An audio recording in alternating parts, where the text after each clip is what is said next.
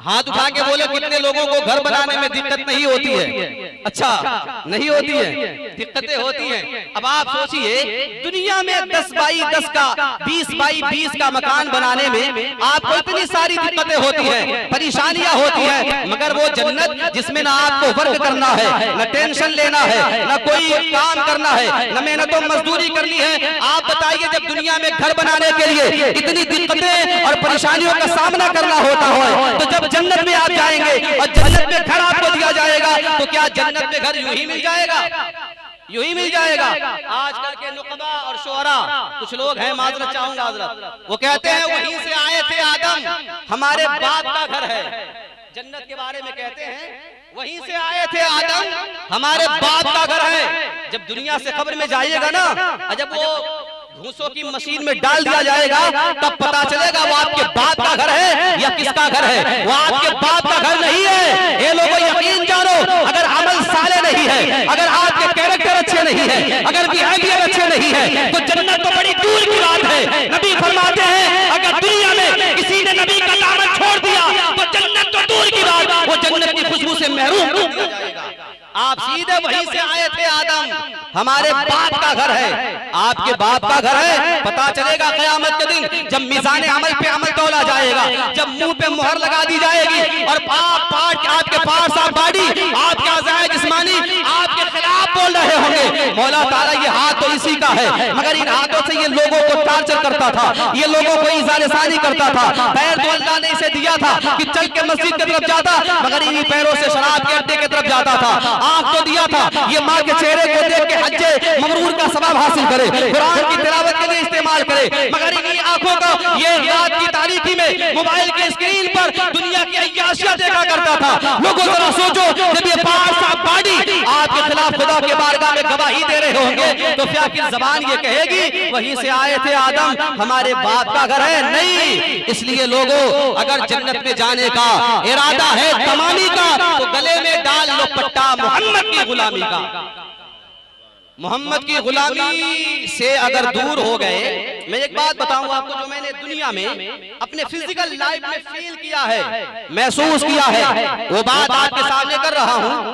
देवरिया, वो हाटा से जो देवरिया की तरफ रास्ता जाता है ना हजरत, 2 साल का जमाना गुजर गया, बारात के गरज से सफर कर रहा था मैंने देखा जब हाटा से देवरिया की तरफ जब जैसे मुड़ते हैं देवरिया के लिए, तो वहां से 1 किलोमीटर जाने के बाद सड़कें टूटी हुई थी। उन टूटी हुई सड़कों का मरम्मत किया जा रहा था, उन्हें बनाया जा रहा था। मैंने क्या देखा, बीच सड़क में एक मजदूर बड़ी संजीदगी के साथ टेंशन फ्री होकर अपना काम कर रहा था। वो चलता हुआ रोड है, वो गाड़ियां आ जा रही है, उन आ जा रही गाड़ियों से बेपरवाह होकर, लापरवाह होकर अपना काम कर रहा था। मैंने देखा गाड़ियां अपने स्पीड में आ रही थी, मगर जैसे ही मजदूर के पास वो गाड़ी आती थी, ब्रेक लेती थी, दाएं बाएं होकर गाड़ी क्रॉस करके आगे जाती थी। मेरी गाड़ी भी जिसमें मैं बैठा था, ड्राइवर जो थे वो अपने ही चाहने वाले थे, अपने मानने वाले थे, गाड़ी वो चला रहे थे। मैं उनके जस्ट ड्राइवर वाली सीट के बगल में बैठा था। जब हमारी गाड़ी उसके करीब पहुंची तो ड्राइवर ने ब्रेक लिया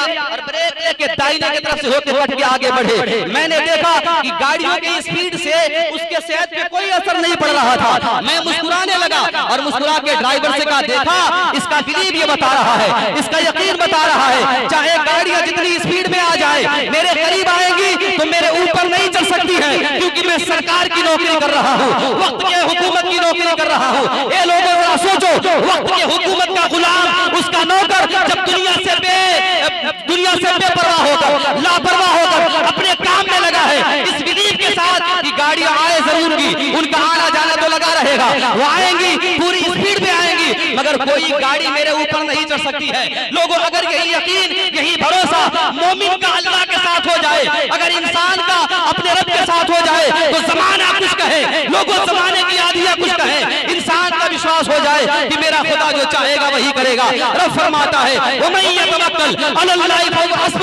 जब बंदा मुझ पे भरोसा कर लेता है तो मैं बंदे के लिए काफी हो जाता हूं और उसके लिए मुकम्मल हो जाता हूं। आज हमारा भरोसा कहां है?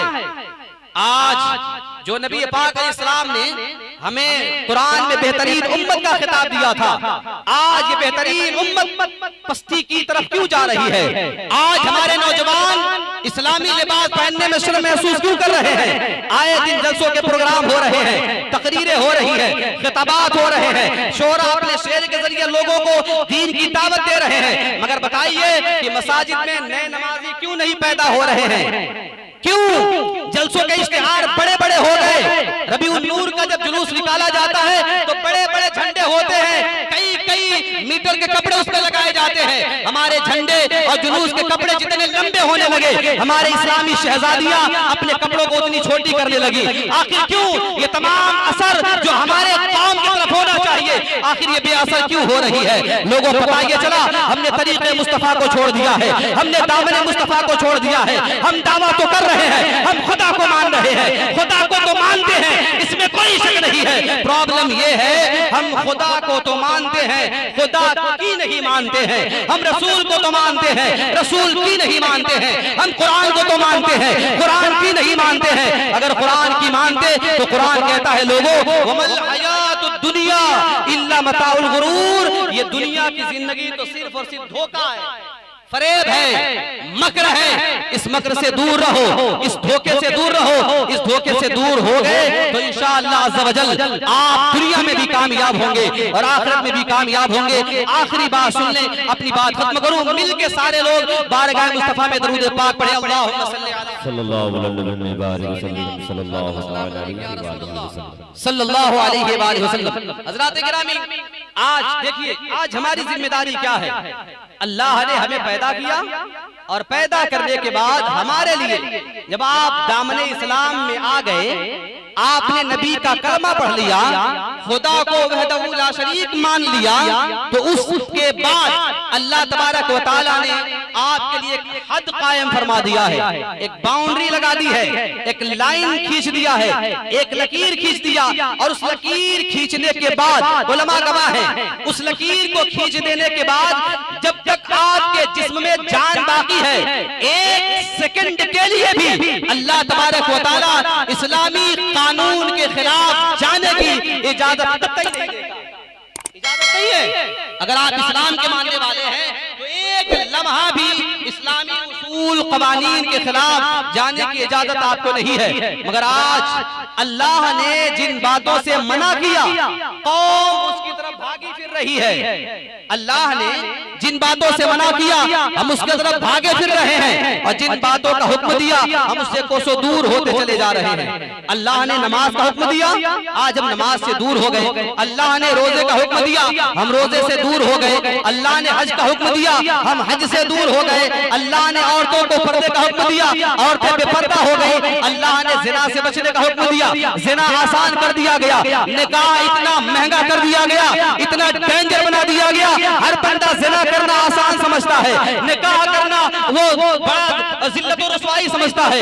निकाह करना टफ बना दिया है हमने, जबकि निकाह नबी ने आसान बनाया था। निकाह को आसान किया था अल्लाह के नबी ने, आज निकाह को सख्त बना दिया गया और जिना को आसान कर दिया गया। लोगों, आज जो अल्लाह तबारक व तआला ने जिन बातों से मना किया था, कौम उस राह पे चल गई है और जिसका हुक्म दिया था उसको छोड़ दिया है। और जब छोड़ दिया है तो जमाना आपके सामने है। लोगों, वक्त का फिरौन आपको आंखें दिखा रहा है। आप तो वो थे कि जिस जानिब नजर कर देते थे वो इलाका आपका होता था, मगर क्या वजह बनी कि आप आज दलदल में फंसे हुए हैं, आप पस्ती में आ गए हैं। आखिरी बात मैं आपसे अर्ज करूं, इंसान आज मैं आपसे बस ये अर्ज करूंगा कि आप गुनाहों से दूर रहने की कोशिश करें, क्योंकि कभी कभी इंसान गुनाहों के दलदल में फंसकर वो कुफ्र की बाउंड्री के करीब चला जाता है। और एक जमाना ऐसा आता है, हवा का एक हल्का सा झोंका आता है और हल्का सा झोंका इंसान को गुनाहों के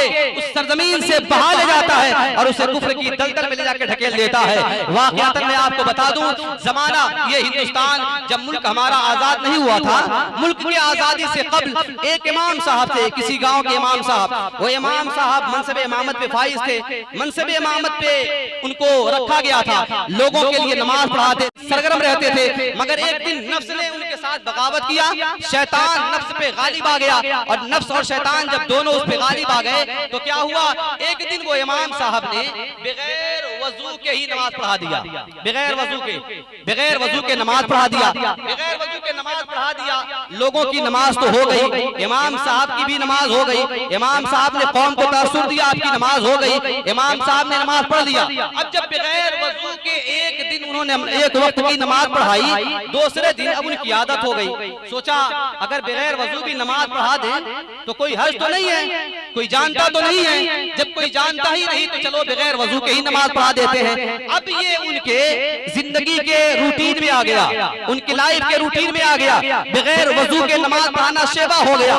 जब जी आता वजू फरमाते, जब जी करता बगैर वजू के नमाज पढ़ा देते। अब ये आदत सी हो गई। अब आदत होते होते एक जमाना ऐसा आया, एक दिन ऐसा आया कि उनके ऊपर वजू के साथ साथ गुस्ल भी फर्ज, और गुस्ल फर्ज होने के बाद उन्होंने गुस्ल नहीं किया और बगैर गुस्ल के मुसल्ले पे खड़े हो गए, नमाज पढ़ा दी, नमाज पढ़ा दी। कौम को इस बात की खबर नहीं थी, पीछे जो मुक्तदी हैं उन्हें इस बात की खबर नहीं थी मेरा पेशवा, मेरा मुक्तदा जो है, मेरा जो इमाम है वो बगैर गुस्ल के भी है, बगैर वजू के भी है और बगैर गुस्ल वजू के नमाज पढ़ा रहा है। बहर सूरत उन्होंने नमाज पढ़ा दी। जब नमाज पढ़ा दी उन्होंने तो उनका नफ्स शरीर हो गया और ज्यादा सख्त हो गया। अब उनकी आदत हो गई, कभी बगैर गुस्ल के नमाज पढ़ा देते, कभी बगैर वजू के नमाज पढ़ा देते। अब धीरे धीरे इस गुनाह के वो मुर्तकिब होने लगे, गुनाह के मुर्तकिब हुए, फिर उसी गुनाह को रिपीट करने लगे, गुनाह को इतना ज्यादा इसरार उस पे करने लगे कि एक दिन ऐसा आया उन्होंने इस्लाम से इनकार कर दिया, इस्लाम का।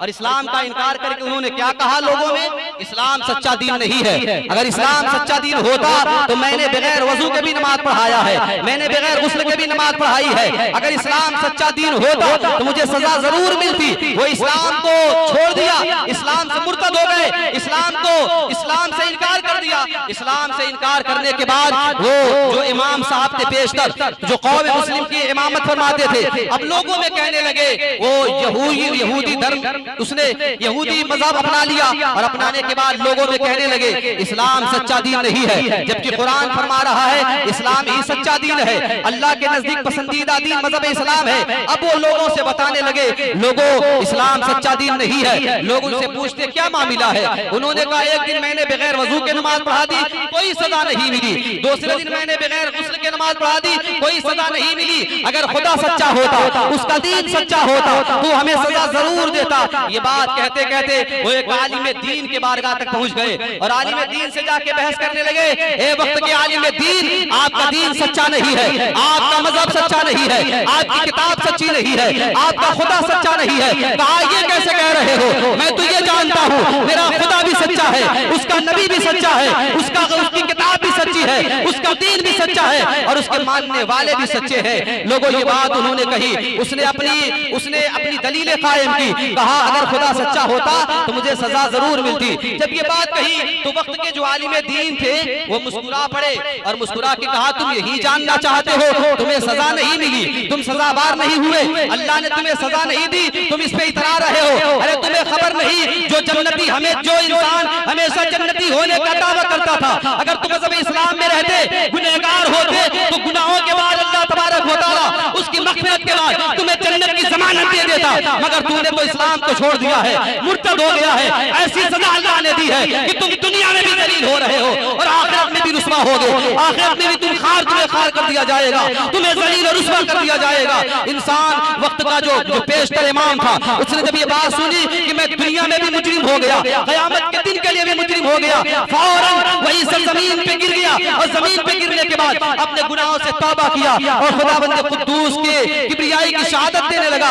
और कहने लगा मौला ताला मुझसे भूल हो गई, मौला मैंने गुनाह भी किया, गुनाह के बाद मैंने कुफ्र किया, मौला ताला मैं फिर तेरे दर पे वापस होता हूँ। अगर तू नहीं माफ करेगा तो कौन माफ करेगा, अगर तू नहीं बख्शेगा तो कौन बख्शेगा, अगर तू नजरअंदाज नहीं करेगा तो कौन करेगा। अल्लाह तबारक व तआला की रबूबियत को जलाल आया और फरमाया नबी से कह दो कुल या इबादियल्लज़ीना असरफू अला अनफुसिहिम ला तक़नतू मिन रहमतिल्लाह, ए नबी फरमा दीजिए मेरे बंदो अगर तुमने अपनी जानों पे जुल्म कर लिया है तो अल्लाह की रहमत से नाउमीद न हो। अल्लाह तबारक व तआला तमाम गुनाहों को बख्श देता है, क्योंकि वो गुनाहों के माफी करने वाला है। वो गुनाहों पे अगर बंदा तौबा करे तो तौबा को कबूल फरमाने वाला है। इसलिए अजीजान गिरामी, आज हमारी और आपकी जिम्मेदारी ये है, गुनाहों से खुद भी बचे और खुद भी गुनाहों से बचकर अपने बच्चों को और अपने मातहत जो लोग हैं उन्हें गुनाहों से बचाएं, क्योंकि कुरान आपके हाथ में है और कुरान कह रहा है, या अय्युहल्लज़ीना आमनू कू अनफुसकुम व अहलीकुम नारा, ए ईमान वालों, अपने आप को जहन्नम की आग से बचाओ और अपने घर वालों को दोज़ख की आग से बचाओ, जिसके ईंधन आदमी और पत्थर है। फिर मैं यही कहूंगा, अपनी मिट्टी पे ही चलने का सलीका सीखो, संगे मरमर पे चलोगे तो फिसल जाओगे। इससे पहले कि ये मिट्टी का बदन खाक बने, बावजू हो के मुसल्ले पे जवानी रख दो। अस्तगफिरुल्लाह रब्बी मिन कुल्लि ज़ंबि व अतूबु इलैह व आखिरु दावाना अनिल हम्दुलिल्लाहि रब्बिल आलमीन। अस्सलामु अलैकुम व रहमतुल्लाहि व बरकातुहू।